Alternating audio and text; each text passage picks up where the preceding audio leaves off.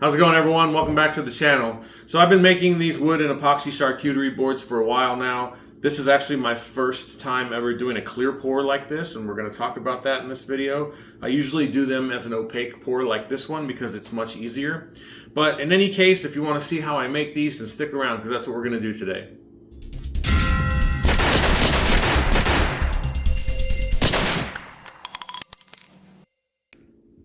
Okay, so the first thing I need to do is make the mold that I'm going to use for these boards, and that starts with cutting up the pieces of the mold out of 3/4 inch plywood.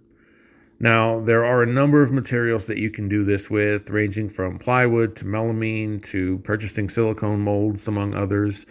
But I prefer to build these simpler ones in most cases because it's not prohibitively expensive. They can be adjusted for different sizes and reused many times over.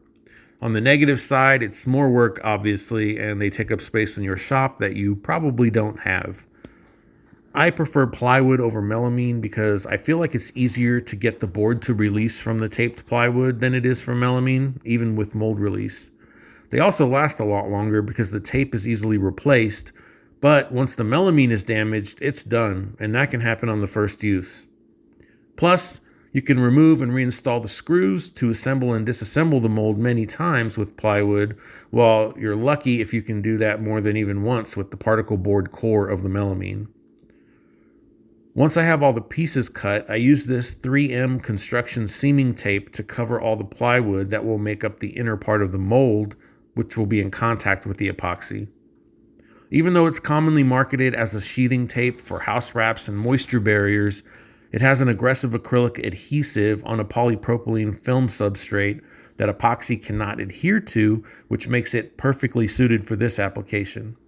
The key here is to cover all internal areas of the mold that can come in contact with the epoxy, making sure to overlap each strip a bit so that the epoxy won't make its way in between them. Now, this next part isn't strictly necessary, but my OCD dictates that I need to pre-drill perfectly straight holes with which to screw this thing together, which is why I'm doing it on my drill press. But you can do this by hand with your drill driver nearly as well, a lot easier and a bit quicker.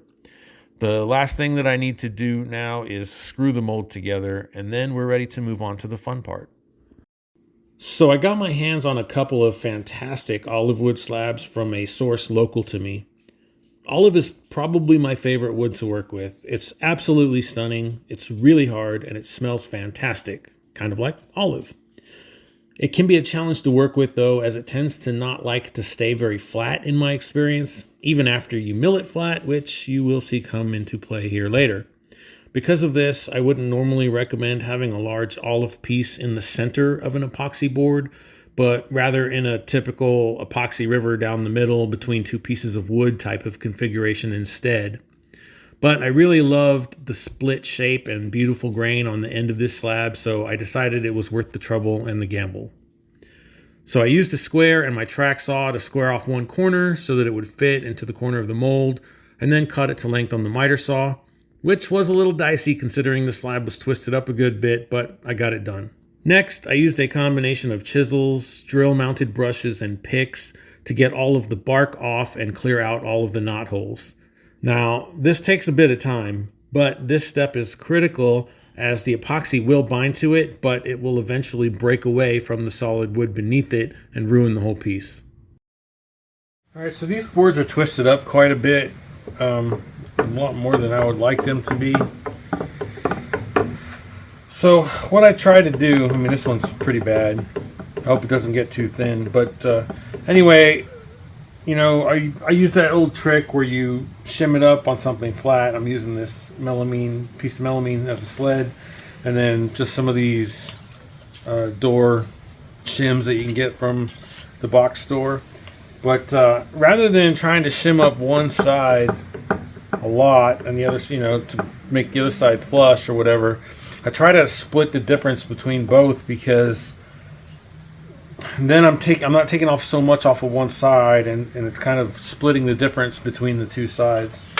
So I'm just going to stick this one up under here about halfway, And then I'll stick this one up under here till it's about halfway.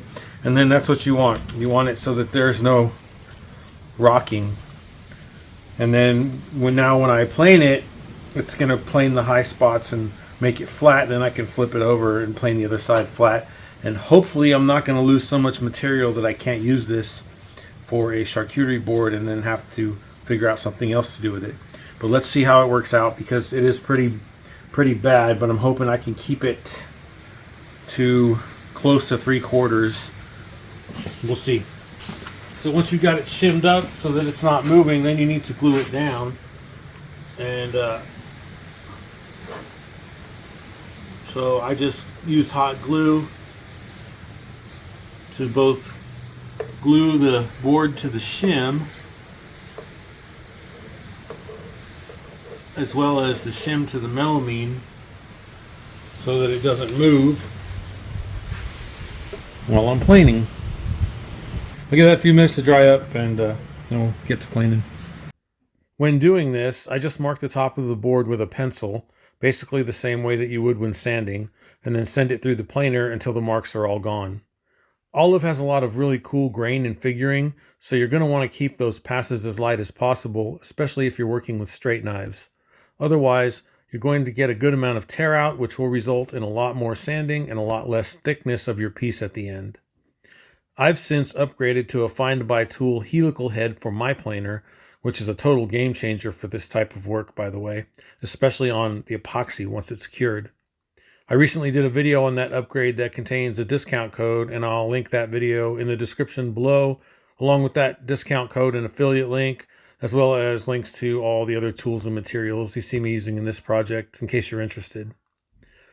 Once that top side is nice and flat, I remove the slab from the sled and send it back through the planer with that newly flattened side down, so that I end up with a nice flat, albeit thinner, board with perfectly parallel faces. So I got this one spot right here that's a bit of a problem. It's basically snipe from my planer. I'm not entirely sure how it happened, because I don't usually get snipe, and definitely not that bad. That's pretty significant.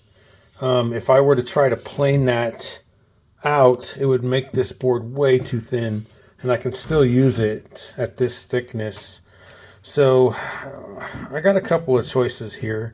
I think what I'm going to do is I'm going to sand this down to a nice even transition so that it slopes down right here, and then kind of round off this edge right here so that when I pour the epoxy, it kind of flows up over it and kind of gives it a natural, like landmass looking type of look underneath it. And then if I don't like it, I can always just cut it across here and make it shorter. So I got a couple of choices, and it kind of depends how it looks when it comes out, but that's what I'm going to do. I decided to use my bandsaw to round off the edges of that end with the snipe. I then used my oscillating belt sander to fine-tune the new geometry of that end, and then used my orbital to sand the spot with the snipe into an even, gentle slope that tapered off down to the end of the board. And it came out pretty nice. The last thing that needs to be done to prep the board for the pour is to seal all the rough, highly contoured, live edges of the board in order to prevent as many air bubbles from forming as possible. On this particular piece, I didn't feel it was necessary to do so on the outer edges, even though I did it anyway, but I did feel it was absolutely necessary to seal the cavity in the center of the board due to all the sharp angles and dramatic contours that were in that area. And I did this by simply spraying it all with some lacquer. Whether or not this is actually necessary, particularly in the epoxy river configuration, is debatable, but I'll tackle that subject in a different video. That being done, I'm now ready to start the epoxy pour process by first sealing off all the joints on the inside of the mold where the wood pieces all butt up to one another. This is critical because your epoxy will all leak out of the mold if you don't, and all you need to do is run a bead of silicone caulk along those joint lines. Once that's done, you're ready to mix the epoxy. I'm using Moss, M-A-S, deep pour epoxy, which is a 3-to-1 mixing ratio, or 3 parts of part A and 1 part of part B, but this ratio is going to vary depending on what brand and type of epoxy you are using, and getting it right is critical. There are a number of factors that need to be just right when working with epoxy, otherwise you risk ruining your project and or wasting a bunch of money, like making sure whatever you use is the right type of epoxy and is suitable for the depth you intend to pour. Likewise, you're going to want to calculate how much epoxy you will need for your project, which will be based on the amount of space you need to fill. This is especially important when coloring your epoxy, because it can be difficult to get a perfect color match if you underestimate and need to make more. On the other side of that coin, epoxy is crazy expensive, particularly for the good stuff, so overestimating can be tough on your wallet. I suggest you get some silicone molds for things like coasters or pen blanks so that you don't have to waste any extra you might have. Moss has an online calculator specific to their products that is very helpful in determining how much you need, and that is what I used. Other brands should have something similar, so keep that in mind when deciding what epoxy to purchase, or make sure you watch some tutorials on how to calculate this on your own if none is available. The next item of importance is mixing. If you don't mix well enough, there are a few different ways your project can go sideways on you. First, mix slowly but thoroughly. Mixing by hand will result in less bubbles forming, but it isn't as efficient as using a mixing attachment on a drill. Either way, make sure you mix it enough. With a deep pour like this, you have all the time in the world to do this. The manufacturer will have a recommendation on how long time-wise you should mix, and it's more than you might think, like minutes. Minutes is a long time when you're just sitting there mixing something, but it's necessary. The important thing here is to mix until you feel like it's ready and then mix some more. Make sure you scrape the sides and the bottom of the container as you mix, because even a little bit of unmixed epoxy that makes it into your mold is going to be a big problem. Next is coloring the epoxy. This isn't necessarily difficult, but you can mess it up. As a general rule, a very little bit of coloring goes a long way, whether you're using solid pigments or liquid dyes, but especially with dyes. I don't know what it is off the top of my head, but your dye to epoxy ratio has to stay below something like 5%. Otherwise, you risk the epoxy not curing properly or even at all. A perfect example of this is what I'm doing here. I added only 3 drops of blue dye, but it was way too much for the translucent look that I was aiming for and the amount of epoxy I was mixing. Luckily, I needed a lot more epoxy and was just mixing a little at a time. Once I added all the additional epoxy I needed and no more dye at all, it evened out to the desired consistency. In this case, I wasn't in danger of using so much that it would affect the epoxy's ability to cure, but it definitely added way more color than I was expecting. So go easy on the dye, 1 drop at a time, until you get the depth of color you're looking for. You have a lot more leeway with solid pigment, but you should approach it the same way. Add very small amounts at a time until you reach the desired consistency, and you won't go wrong. Now we're ready to pour, and there are several things here that can ruin your project as well, starting with the environment. Every epoxy is going to have a recommended temperature and humidity range in order to get the best results, so make sure you check what those are on the stuff you're using. In general, you're going to want to keep the humidity as low as you can, and as far as temperature goes, if it's too hot, you're going to have problems, and same if it's too cold. Low to mid 70s seems to be the sweet spot for most epoxies, so keep that in mind when determining when and where you pour. Another important environmental consideration is contaminants. Any dust or debris in the air will invariably settle in your epoxy. Same with things like insects. You'll want to find a way to protect your epoxy from these things while it cures, which can be up to several days with some epoxies. You'll also need to make sure the area is well ventilated because epoxy fumes are not good for your health. I do my pours in one of our bathrooms, and while the epoxy is in there, I keep the exhaust fan running the entire time and the door closed. No one goes in there besides me. You should also wear a respirator and gloves when working with epoxy. I'm not doing that here, and I'm absolutely wrong for it. No project is worth losing your health over. Before you pour, you need to make sure your mold is as perfectly level as you can get it. Epoxy is a liquid, and if the mold is not level, your epoxy will not be level across your project. You also need to secure your project pieces down inside the mold. There are a number of ways to do this, but I usually cover some small blocks with seaming tape and then use weights on top of those to hold the wood down. That way the weights don't stick to the epoxy and neither do the little blocks because they're covered with the tape. There are some special clamps that can do this, and I've seen people use silicone to hold stuff down, etc. But just do some research and use what works for you. This is what works for me.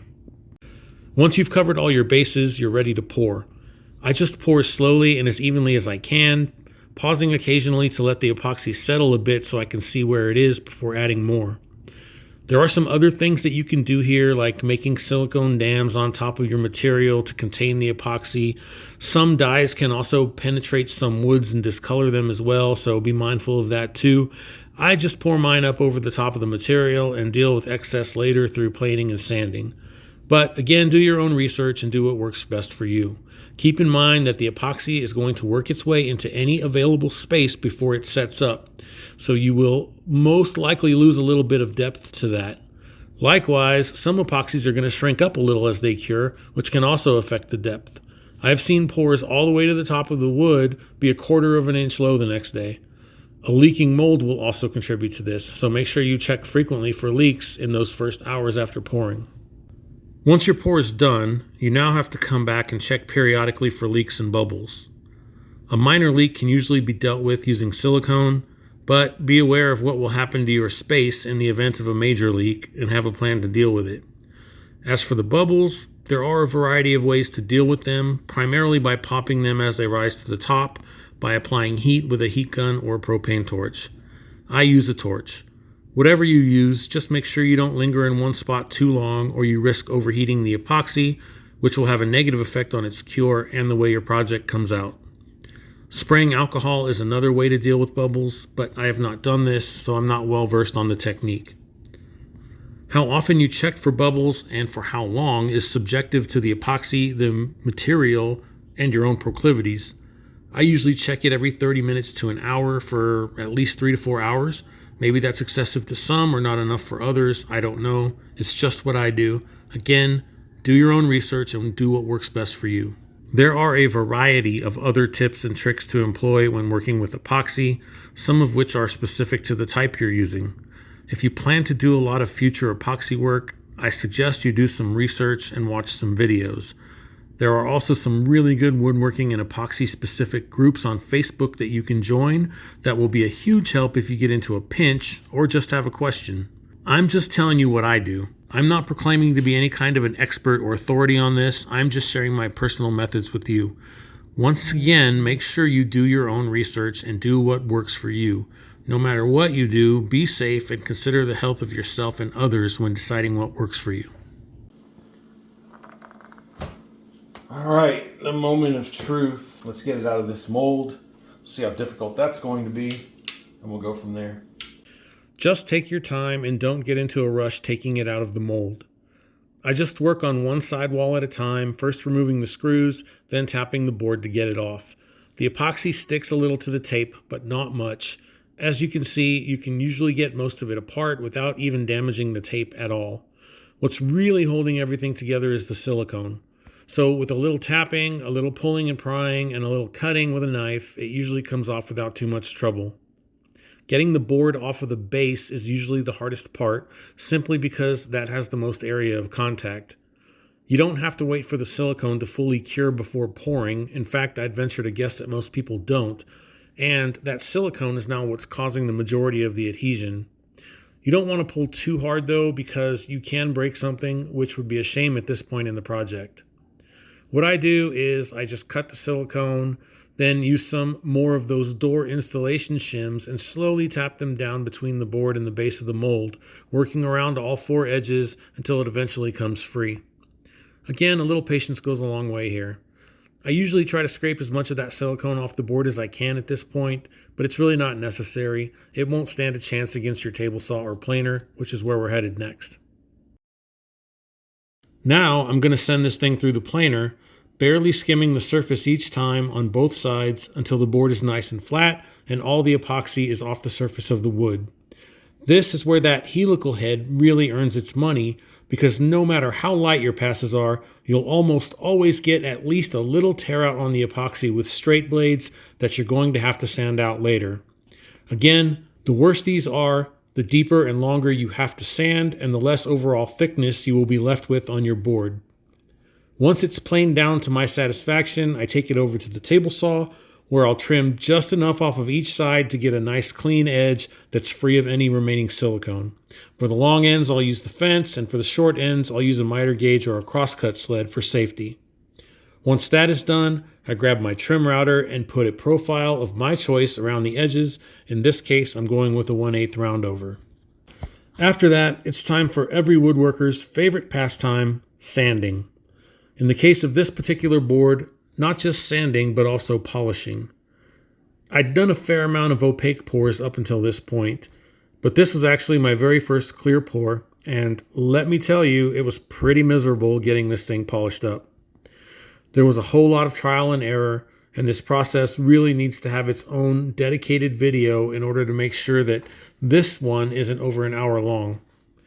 If you do want me to do a video on that, let me know down in the comments, and next time I do a clear pour, I'll do a video on that whole process. For now, I'm just going to run down the basics for you. I started sanding at 80 on up to 5,000, but I had to do this about 4 times to get it right, because it's not as simple as sanding a piece of wood, not by a country mile. So many things come into play here, and they are all critical, from the tools you used, to the type of sandpaper, to the type of pad you use between the paper and the sander, to your technique. It all has to be on point. You dry sand up to about 320, then switch to wet sanding. You absolutely have to keep the sandpaper clean, so having an expensive sander with an amazing dust collection goes a long way towards making your life less miserable here. You absolutely have to step up your grits a little at a time. If you skip one or you have too wide a gap in between grits, you're starting all over again. You have to clean any dust or slurry completely off the board very frequently. Between grits is an absolute must, but between rounds of sanding with the same grit was necessary for me as well. I probably spent 70% of my time cleaning and 30% sanding. You do this all the way up to 5,000 grit, and it's likely you'll have to go up and down grits a few times on the way to get there. Once you get there, you polish. I tried with an inexpensive polish and an inexpensive polisher, and I got inexpensive results. It wasn't until I got a good polisher and a good set of compounds that I finally got good results. It took a long time. Hours. It was miserable. And in the end, it came out really good, but not perfect. Perfection will require more practice. Polishing clear epoxy is not for the meek, let me tell you. Just be mentally prepared if you decide to go down that route. While you can polish an opaque pour, it's not necessary. You can get a great flat colored look just sanding to 220 or 320. Once the finish goes on, it will make it look really good, just not with a clear pour. With a clear pour, you need that to look like glass, so choose wisely. Anyway, I didn't even film it all this time around, but you can see the results. At the end, it came out great, and I was pleased with it. My choice of finish for these serving type boards that won't be used for cutting is Odie's oil. I like it because you get better, longer lasting protection than you would with just mineral oil and wax. It's non-toxic, food safe right out of the jar, and it smells really good. It's also super easy to apply and reapply when necessary. The only real negative is that you have to wait a good long while for it to fully cure. Around 3 weeks, I think, due to the tung oil base. They say that you can use it after something like a few days or so, as long as it's not heavy use, but I will always err to the conservative side on something like this because nobody likes to refinish things over and over again. If the need to use it is more immediate, or if it's something that will get used and abused like a cutting board, I'll just default to using my own Mavericks wood conditioner instead, which is a blend of mineral oil and beeswax. Some people will argue that Odie's is too expensive, to which I respectfully disagree. A jar is something like $60, but because you need so little of the product when it's applied correctly, you can cover a lot of boards with just one jar. Application is as simple as wipe on, wipe off. I'm more inclined to use a white Scotch-Brite pad when it's an all-wood application, but I usually just use a lint-free cloth when epoxy is involved. I just rub in a very thin coat of the stuff, as thin as I can spread it and still get full coverage, making sure to work it into the wood well. Let it sit for 1 to 2 hours, and then come back with another clean cloth and buff it all back off. And I mean all. Keep buffing until you can't see any lingering evidence of the oil on the project. Then buff a little more. Finally, set it off to the side and forget about it for a month or so to let it fully cure. The only thing I would tell you is that you can expect it to darken the wood just a little bit over time sometimes. At least that's been my experience with it. In fact, here, let me show you. All right, so for example, I made this Osage orange and epoxy board with moss deep pour epoxy, I don't know, probably a year ago or so. And we've used it, a handful of times over the course of the year. My wife likes to bring it out for parties and use it for charcuterie, meats and cheeses and crackers and things like that. And she washes it and puts it away. As you can see, the wood is a little bit darker than it probably originally was. Over time, it's gotten a little bit darker, but to me, that's just added to the beauty of it, in my opinion. It looks great still. Now, I think Odie's claims to be waterproof. I think I would probably call it more very water resistant, but it does repel water. It doesn't let stuff soak in and stain it. So, for example, if you put water on it, I don't want to make a big mess here, but you can see the water just kind of beads up and rolls around on there like it would if you would expect something to be at least water resistant. And then, as long as you wipe it up, I wouldn't let it sit there overnight, but if you wipe it up, within a few minutes, you're not going to have any discolorations on the wood or anything like that. You wouldn't even know that it was there. And there's been a bunch of tests online, people putting ketchup and coffee and things on there, and it holds up very well to that. So for me, this is a really good finish for a product like this. I'm going to be putting some handles on this board, and I like to make a little jig to help me out with this. All I need to do is drill a couple of holes at the correct spacing for the handle I want to use into some scrap wood at the same distance from the edge of the scrap piece as I want them from the edge of the board. Then I line that jig up with the edge of the board, making sure that the holes are centered, and then use the holes in the jig as a guide to drill through the board. This way, I only have to measure those holes out the one time when making the jig, and I get nice straight holes right where I want them. This is especially helpful if you are installing the same handles on multiple boards. Once the holes are drilled, the only thing left to do is install the handles and add any feet to the board if you choose to do so. If it was an all wood board, or even a river type board like this one, I would just add some rubber feet screwed into the wood at the corners. But in this case, I don't think seeing the feet or the screws through the clear epoxy will look all that nice. So instead, I'm going to use some of these clear stick-on feet that I got from the Big Orange store. Yeah, at some point these will probably fall off. But it wouldn't be difficult to simply clean up any adhesive residue with alcohol and stick on some new ones if and when that happens. I just feel like it would look better this way. And so that's it. That's how I make these wood and epoxy charcuterie boards.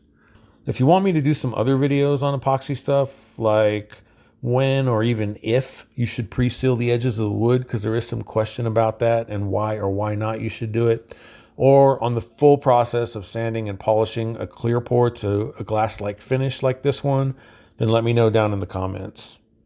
And that's going to wrap it up for this one. If you made it this far, I just want to say thanks for watching the whole video. Another way that you can obviously support the channel is by hitting like and subscribing to the channel, and make sure you hit the bell notification if you want to be notified whenever I put out any other videos. You can also support the channel by using the affiliate links in the description below if there's anything that you saw in this video that you might be interested in. And all that said, that's going to do it. As always, thank you for watching. Stay safe and happy woodworking. I will see you on the next one.